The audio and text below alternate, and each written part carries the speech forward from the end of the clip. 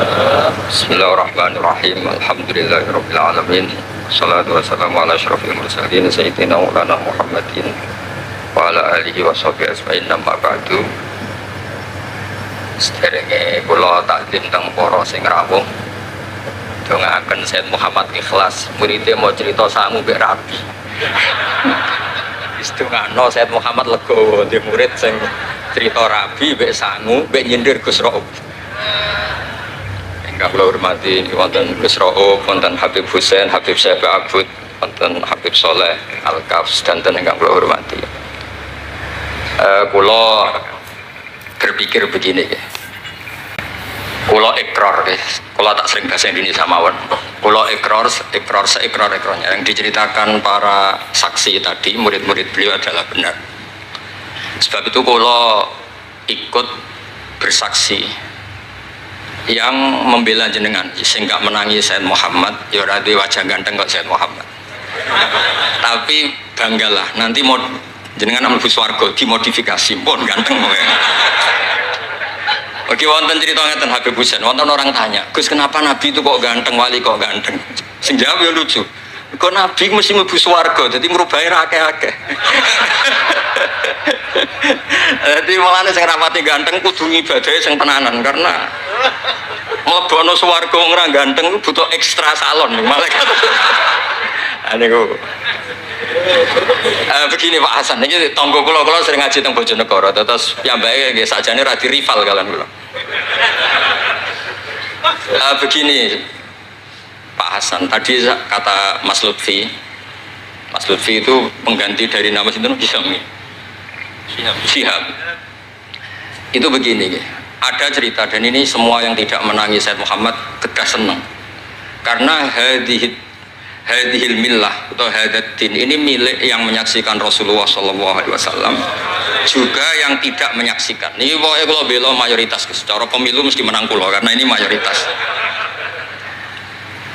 Rasulullah itu begitu mencintai dan begitu rindu sama ikhwani. Mereka kata sahabat, saya ini ikhwanu kayak Rasulullah. Enggak, antum ashabi, kamu itu sahabat saya. Ikhwani adalah man amanabi walam yaroni. Mereka iman sama saya padahal tidak ngerti. Itu hebat luar biasa. Wong tidak ngerti kok iman. Wong ora tau disangoni Sayyid Muhammad kok seneng. Itu hebat. Lah sing biasa disangoni untuk bojo kan seneng wajar. Nggih setuju nggih? Mboten niki kan argumentasi ilmiah. Saya ini seksine Gus Rob, saya ini diantara muridnya Mbah Mun yang kompetitor ilmiahnya baik, termasuk kategori A. Kategori A. Masalah ilmiah loh, nah, masalah ubudiyah kok biasa. Tapi biasa saya itu berkah. Nabi itu nggak pernah negur orang yang ibadahnya biasa-biasa saja. Yang ditegur adalah yang ibadahnya berlebihan, yaitu Abdullah bin Amr bin As. Ngerti sampai? Yang ditegur sama yang nggak ditegur itu baik mana? Yang nggak ditegur. Nabi itu tidak pernah negur orang yang ngimami pakai kulhu, tapi pakai bakoroh ditegur. Soalnya kalau lagi partai kaum duafa nih, ini baru satu lebanon, tapi ini hak nih.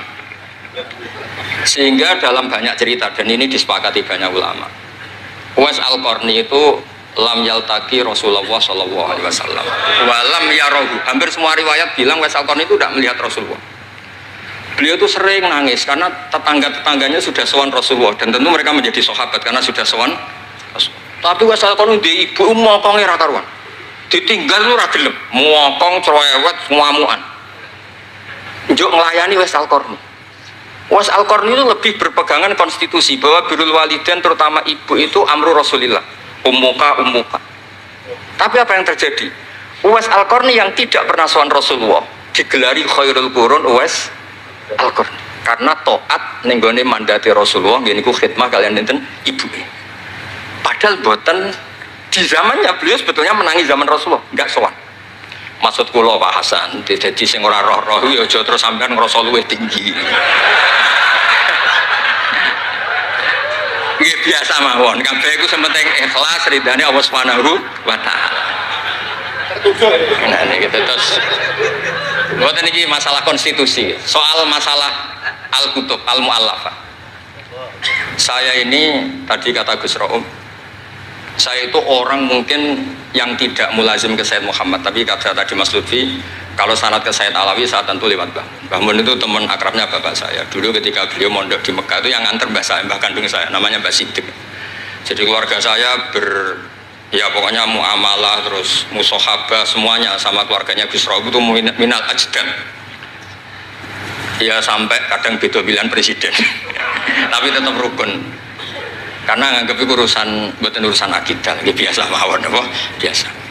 Begini, niki rungokno tenan. Saya entah berapa kali sampai lupa nyetak kitab, tapi bukan nyetak komersial. Sama lagi bukan komersial. Jadi ini nggak perlu menyinggung siapapun, nggak komersial. Al-Hajju Fadha'il wa Ahkam itu saya nyetak entah berapa kali. Dan semua yang saya kasih Gus Rob itu mesti terus minta dibacakan. Kenapa? Karena semua fikih di Indonesia itu pasti bilang ar-ramyu itu ba'das zawal. Semua takrib mu'in i'ana semuanya pasti ar-ramyu itu ba'das zawal. Kunna natahayyanu fa idza zalati syamsu romaina. Kita ini nunggu zawalu syamsi baru romaina. Ya ramyu yaumil hadi asyar. Ketika ada peristiwa mu'assim terowongan Mina, karena jutaan orang ke titik yang sama di jam yang sama. Sama lagi jutaan orang ke titik yang sama di jam yang akhirnya Sayyid Muhammad memberanikan diri fatwa secara terbuka bahwa boleh ramyu qoblas zawal. Mereka mesti komplain, iki kita apa? Sampai komplain, saya bilang ini yang ngarang putune Kanjeng Nabi. Kabeh bantah. Tak bidono takbir dan beliau cara ngendikan masuk akal. Ya ini sing sering haji napa mari sakniki haji yo wonten sing bisnis bareng wae sing haji lah niki cerita. Sing haji, sing bisnis sing haji tenan pokoke haji. Sebetulnya dalam ramyu itu kan boleh nafar awal, berarti selesai tanggal 12 bisa nafar sani sampai tanggal 13. Terus kata Sayyid Muhammad, jika bisa isqatur ramyi yauma salisa asar bil kulliyah, bisa menggugurkan ramyu tanggal 13 bil kulliyah. Fali ayya juzat takdim min babi aula, apalagi ini sekedar takdimul waktu. Dan beliau bilang di kitab Al-Hajju Fadha'il wa Ahkam, dan tidak yusamma mukhalafatan. Kenapa ada mukhalafah? Itla ilzama fihi bitasrah, karena Rasulullah tidak mengendikan bahwa ini harus begini. Itu hanya fi'lu. Fi'lu bisa ya dulu alal jawaz, bisa alal aulawiyah, nggak ada jaminan kalau itu syarat apa? Sah. Terus akhirnya orang tuh ayam semua, tenang semua. Berdasar fatwa Sayyid Muhammad yang kita sosialisasikan. Saya baca itu berkali-kali. Jadi saya cerita, jadi ini benar-benar cerita naskahnya Sayyid Muhammad. Orang cerita sanggup. Terus kedua, tawaful haid. Saya sering ketemu orang-orang yang nekuni medis. Gus, kalau kita pakai obat itu kadang masalah, ada efek samping gini-gini. Padahal kalau kita nunggu suci kayak cerita Sayyidah Aisyah, Rasulullah itu pimpinan.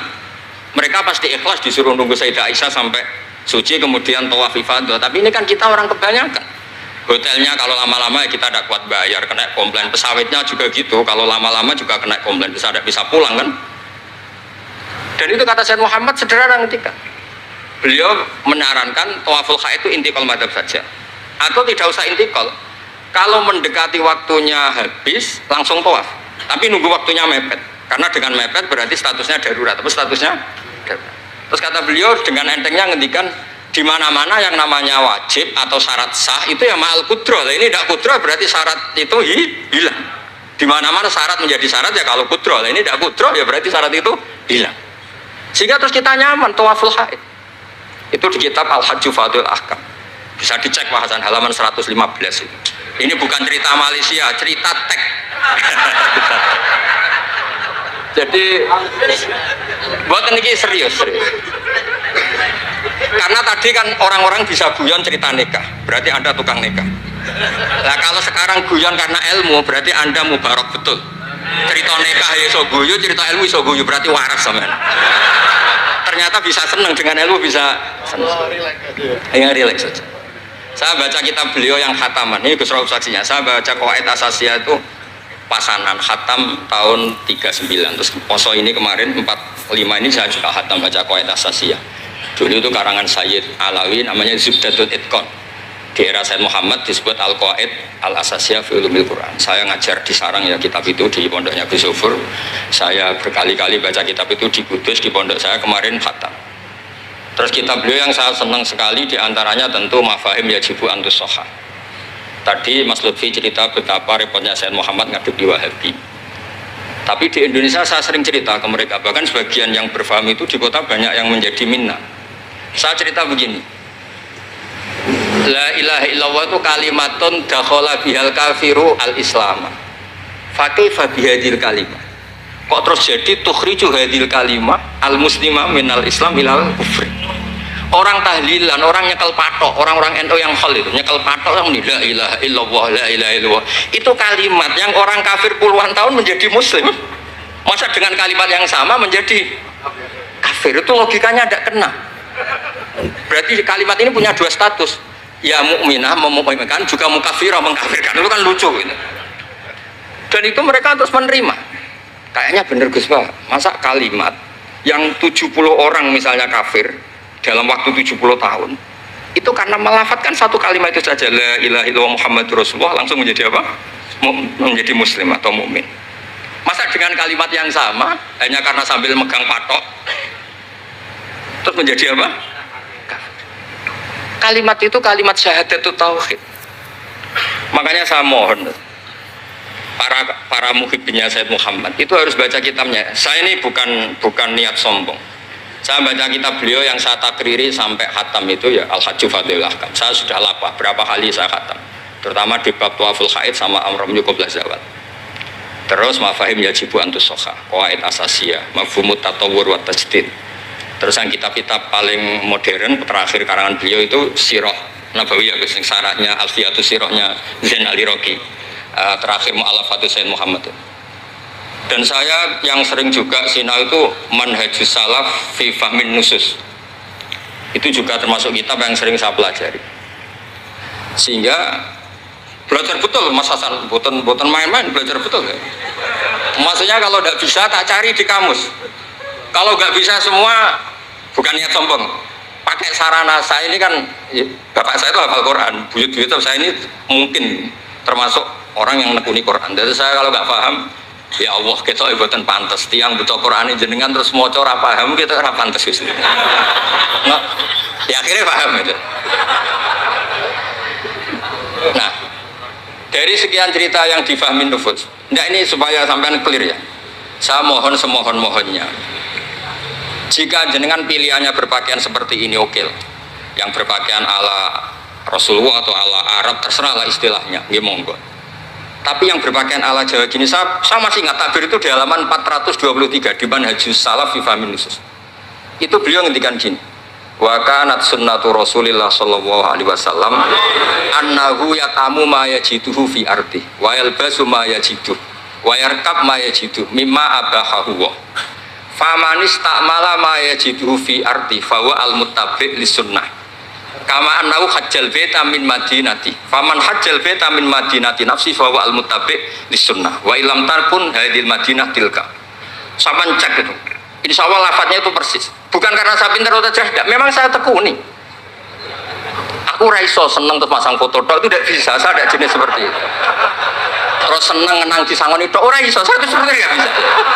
Tidak bisa, saya tidak jenis itu. Saya itu ya sering dikasih uang Mbah Mun, Gus Rauf saksinya, tapi ya saya ngenang beliau itu ya kitabnya tak pelajari al-ulama tak baca depan santri saya khatam. Saking senengnya saya Papa bangun ke Said Muhammad sama beliau punya karangan Maslakut Tanassuk bil ittisalat li Said Muhammad, Maslakut Tanassuk al-Makki fil ittisalat bi Said Muhammad al-Maliki. Saya baca khatam. Saya sampai lupa entah berapa kitabnya Said Muhammad, saya baca khatam dan ada takrirannya. Takriran ini penting karena argumentasinya ilmiah. Misalnya begini. Kalau orang ke kuburan kemudian agak diluk, dianggap suratus sajidin li makhlukin. Suratul sajidin li makhlukin. Maka kata Sayyid Muhammad kadang jawab ya lucu. Berarti orang yang koinnya jatuh, koin duit receh. Kalau saya kan mungkin sudah kaya uang kayak itu koin jatuh tidak ambil. Kalau sampai itu kan masih diambil. Itu kan mesti fisuroti sajid atau fisuroti roke. Lah kalau itu dianggap murtad, semua orang yang ngambil HP-nya jatuh itu semuanya Murtad karena ada suratus sujud li makhlukin, apalagi ini makhluknya koin. Nah ini bukan guyon, ini data ya. Maksudnya tak baca di sini karena memang saya profesional. Kalau tapi jangan undang saya, yang berang undang saya Gus Robi itu pun sekali ini dok perjanjian. Saya ini punya buyut-buyut Habib Husain Babut. Buyut-buyut saya itu tukang uzlah. Jadi saya termasuk kiai yang nggak suka diundang. Paling saya hanya ke Pasuruan karena Kiai Hamid Pasuruan itu sepupunya mbak saya. Ke Gus Robi karena putranya guru saya. Pernah diundang Gus Kafabi karena agak-agak dipaksa. Mbah Mun itu ngaji di Pak Karim, berarti jenengan cucu murid sih. Waduh. Kok pakai ancaman ini Pak? Wah ya sudahlah, saya nurut tuh. Saya nurut, tapi saya bilang begini, saya ini punya pondok Quran, sering deres Quran. Tadi kata Gus Rauf sering deres Quran, sering nyemak Quran. Ya monggo kalau berani menanggung hisab itu. Akhirnya terus mau sekali aja karena resiko juga kan mengganggu orang yang deres itu. Buatan ini buatan ancaman, buatan cerita mawon, buatan saya biasa. Nah ini saya baca beberapa teks yang supaya jenengan ngerti. Ketika Sayyid Muhammad mencintai Imam Malik itu beliau sampai punya karangan Imam Dairil Hijrah Malik bin Sabri, sekian cerita betapa Sayyid Muhammad itu mencintai Imam Malik. Makanya beliau dengan gelar Al-Maliki. Beliau karuan Al-Hasani tapi beliau menyisipkan gelar apa? Al-Maliki. Kenapa? Saya cerita sekian mazhayanya Imam Malik. Imam Malik itu tidak berpendapat kalau ba'da sholatil asri masuk masjid itu disunatkan sholat, karena bagaimanapun itu waktu ba'dal asri meskipun ada sebab mukorin yaitu masuk masjid. Tapi beliau ada anak kecil, di sini ada takbirnya, ada anak kecil bilang ya syekh kum farkah, kamu ini sudah syekh sudah kiai masuk masjid dan sholat tahiyatul masjid, kum farkah. Beliau tidak debat, langsung sholat. Ketika ditanya innahu laisa bimadzhabik, itu tidak madzhab engkau ya Malik. Inni khasyitu an akuna minal ladzina idza qila lahum ruk'u la yarka'u. Kayak apa? Maksudnya Mas Hasan, kalau senang Imam Malik yang ngarang Imam Malik, kalau senang Sayyid Muhammad ya baca kitabnya. Selain cerita dinikahkan dan cerita dikasih uang. Buat niki ganjarannya kathah kula gojlok. Mergi dadi jenengan seneng nyeneng ngomong itu kan ganjaran. Nah sampean takok, lah ono korbane, kalau tadi ya korban berkali-kali kan saya. Terus ada lagi cerita tentang Imam Malik itu pernah dimintai orang miskin. Saya minta uangnya. Imam Malik jawab, dohirnya itu tidak Islami. Saya tidak punya uang, kapan-kapan saja ke saya. Terus kata orang di dekat Imam Malik, lima adalah takulu kama yakulun nas rozaqakallah. Kenapa engkau tidak seperti umumnya orang rozaqakallah? Enggak jadi. Kata Imam Malik, asyaddu kalimatin ala sa'il. Kalimat terberat bagi sa'il adalah kalimat yang nyimpan roda sa'il. Walau dimna jumlatin, meskipun itu fidinim jumlatin. Terus fa'ana ujillu ismallahi ta'ala an azkurahu liman yakrohu sama'ahu walau dimna jumlatin. Saya ini ingin menyelamatkan nama Allah. Peminta itu paling nggak suka kalau ada kata-kata yang arahnya pokoknya nggak ngasih. Saya ulang lagi, peminta itu paling nggak suka kalau ada kata-kata yang arahnya itu tidak ngasih. Karena peminta ini sudah mangkel, saya menyelamatkan tidak nyebut Allah, nanti Allah jadi korban. Rozakok Allah, itu Allah kapan? Nyatanya sampai sekarang tidak ngasih rezeki, kan Allah bisa jadi korban kan? Makanya beliau nggak mau nyebut Allah. Fa'ana ujillu ismallah, saya menghormati nama Allah, jangan sampai saya sebut di depan orang yang sedang nggak suka. Tadi karena ada jawaban yang yufidu rodda. Kenapa yufidu rodda? Yaitu pokoknya tidak ngasih. Kayak apa orang-orang? Saya ulang lagi, jadi ini saya termasuk, insya Allah termasuk kompetitor terbaik, termasuk. Bukan apa ya, karena menurut saya senang orang itu. Saya baca Ikhya itu lupa. Khatam berapa kali itu saya takriri pakai naskah Gus Rauf punya. Saya naskah maknanya Mbah Zubair saya punya. Ngaji Mbah Mun. Kalau nggak bisa masih pakai kitab Ithaf. Kalau naskahnya beda, saya cari naskah yang lain. Karena saya senang Ikhya, Minhajul Abidin. Pokoknya kitab-kitabnya Imam Ghazali. Saya senang kitabnya Mbah Mun, Mbah Zubair, semua. Bukan apa-apa. Takut saya senang ternyata saya yukhalifu madhab. Saya sebagai pembaca maksudnya ya. Korek itu kalau senang ternyata dia yukhalifu madhab. Karena ada baca. Contoh gampang begini, saya tuh sering ketemu orang-orang khusyuk yang tidak ngaji. Gus itu gimana orang-orang sholat pakai baju merah? Tak tunjukkan di Bukhari, babus sholat fi saubil ahmar. Ada yang protes lagi, gimana Gus itu kiai kok sholat kencing berdiri? Babul qauli qaiman inda subadati qaumin di Bukhari itu. Gus, kok ada hadisnya semua? Yang masalah itu tak kamu kata saya gitu. Lu sampai sholat, sampean kalau sholat kan mikir, ya mikir utang, mikir macam-macam. Itu Imam Bukhari punya bab. Babul ifkar, tafsirnya apa? Imam Bukhari pakai bab itu babul ifkar di sholat, bab mikir di sholat. Itu dalilnya lucu Bebusen. Kanjeng Nabi itu sholat terus salam ke susu. Ditanya kenapa ke susu? Saya ingat ada dinar di rumah yang belum saya bagi. Berarti ingatnya kan pas sholat. Itu sampai ya bedanya Nabi ilingnya barang apik sama nuran. Tapi kan podo lah dalam bab. Jadi kalau suwon kitab-kitab Sayyid Muhammad yang jadi makhrajan hasanan lihadil ummah itu harus kita bela mati-matian. Misalnya begini, Atakoh Somadia, mungkin di Jawa Timur disebut Atakoh Kubro yang baca kulhu beberapa kali, yang katanya bapaknya terus masuk surga itu kan kalau di kampung saya Gus, kalau ada baca gitu yang selain anaknya tak udah kamu udah usah serius ramlak di bapak, oh anaknya tenang-tenang. Pernah ada orang ngundang saya, Gus ngocok Atakoh Kubro Gus, anaknya mau nggak mangkon, monggo pinar, saya pulang. Kenapa Gus pulang? Karena anaknya ramoco wong liya bukan moco sembrono ya. Sing ana ning hadis awaladin sholihin yatullah, ra ono au kiyayin sholihin yatullah ya. Langsung Gus jenengan ngawur iki dalil. Aku ora ngawur panjenengan iki wong alim, mesti roh tenan. Sing ana ning hadis awaladin sholeh, ora au kiyayin soleh. Jadi anak itu penting, malah mau enggak makan atau berokokan. Monggo.